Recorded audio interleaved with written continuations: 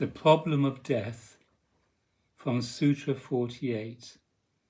of the Dawn Horse Testament of the Rishira Avatar Adidas Samraj. Among the most significant forms of human knowledge is the knowledge of death. The non-human beings experience fear, self-protectiveness, survival instincts, adaptation urges, sickness and death. But their involvement with all of that is at the level of urges coming from the unconscious. The non-human beings are not, at the level of the conscious mind, very self-aware of death, its structure or purpose, or even its inevitability. Human beings, however, are, even characteristically, acutely aware of death as an inevitable and apparently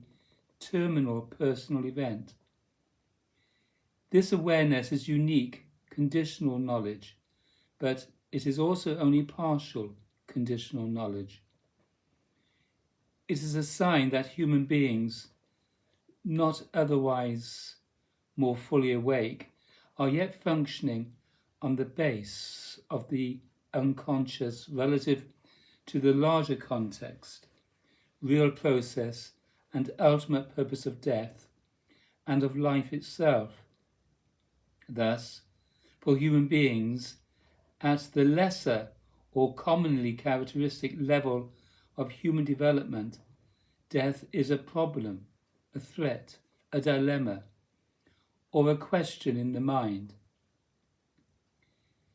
Because human beings function rather uniquely at the level of subconscious and conscious mind, and because human developmental progress is primarily a process in mind, moving ultimately toward the by me avatarically given revelation of self-existing and self-radiant consciousness itself, and only preliminarily and otherwise secondarily, a process of gross form and gross adaptation. Human beings naturally feel threatened by death as an always present or abstract possibility and concern of mind. Likewise, in general, human beings characteristically experience sex as an always present or abstract possibility and concern of mind, whereas non-human beings are generally associated with sex via instinctive and unconsciously generated cyclic patterns. Therefore, human beings are, in general, constantly moved to achieve sexual pleasure, with or without an intention to reproduce, and they are otherwise, in general, constantly moved to confront and answer or solve through psychophysical efforts the abstract and really threatening problem of death. In contrast to the human species, the non-human species are generally moved only instinctively. Thus, non-human beings are instinctively moved to reproduce themselves excessively, that is to say, frequently, and or in superfluous numbers, so that a sufficient number will survive all natural threats and reproduce the species again. And they are also instinctively moved to aggressively compete for food, territory, or breeding mates, who, like food and territory, basically represent the instinctive right to reproduce, and they are otherwise instinctively moved to defend or even simply to agitate themselves only in the instance of direct confrontation with a real and bodily threatening physical opponent, whereas human beings, in their more mentalized and therefore comparatively more developed personal and social state are, because of mental anxiety, sometimes moved to kill even their own kind in invented or mentally contrived wars, and otherwise to be aggressive and defensive and agitated even in circumstances that are not directly or really and bodily threatening. Therefore, human beings and mankind as a whole must develop further than all non-human beings, so that they may transcend all the mental, emotional and physical exaggerations of their non-human inheritance of instinct, particularly as those exaggerations are demonstrated via egoic and loveless and destructive motives associated with sex, food and territory and aggression. It is also notable that as mankind develops its abstracted involvement with, especially sex and death, to the degree that most human individuals tend to live to and beyond the natural reproductive age, human populations tend to become overlarge, such that the quality of ordinary human experience and the possibility of growth beyond the first three stages of life become either threatened or really diminished. This indicates that, as human populations acquire the capability for longevity, they must control human reproduction, and they must also become informed and guided by the wisdom culture of superior or really divine self-understanding and purpose. Or else human beings will tend, in the likeness of non-human beings, to continue to reproduce excessively and to remain devoted in the instinctive or unconscious manner to self-survival rather than to self-transcendence or ego-transcendence, and to effort and seeking merely for the sake of the survival of the organism itself,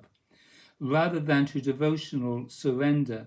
of the body-mind to the great reality and to the purpose of ego-transcendence. When human populations achieve the capability for individual longevity, they must control or transcend the instinctual reproductive strategies of excess, because those strategies work or produce an ecologically balanced result only if the rate of early life deaths is relatively large. Likewise, as human beings acquire longer lifespans, they must realize the superior or ego-transcending purpose of conditional existence, and they must be moved and grown to demonstrate that purpose in the context of the stages of life beyond the first three, or else conditional existence will be devoted to subhuman and egoic survival games, and the petty territorial or political and social conquests that come from the increase of experience and knowledge and power in the lower human context of the first three stages of life, untouched by the great purpose and untouched by the cultural, the balancing effect and the great process of awakening associated with ego transcendence in the context of the fourth stage of life and beyond. Therefore, as human groups increase in size because of the longevity of individuals, death itself must be really understood and transcended in consciousness, and progressively in the context of the fourth stage of life and beyond. Likewise, merely reproductive sexuality must be controlled or economized in both its performance and its effects by various intelligent and heart-sensitive and compassionate techniques, and sexuality itself must be progressively converted and positively changed by heart-sensitive and love-based and energy-conserving and rejuvenative and eventually spiritually active and spiritually effective emotional sexual practice. For human beings, death is a proposition and a puzzle that must be understood and transcended by correct and revealing information or fullest education,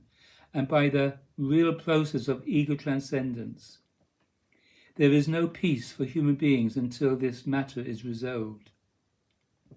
Of course, this matter of death is a perennial subject of conjecture and research. But the resolution of the question requires even more than information, as is the case with all truly developmental matters. This question can be resolved only by tapping what is always presently in the unconscious and bringing it into consciousness. That is to say, the overcoming of the apparent problem and motivating stress associated with death requires a truly developmental and thus truly human, spiritual and transcendental and most ultimately divine process of positively changing and directly transcending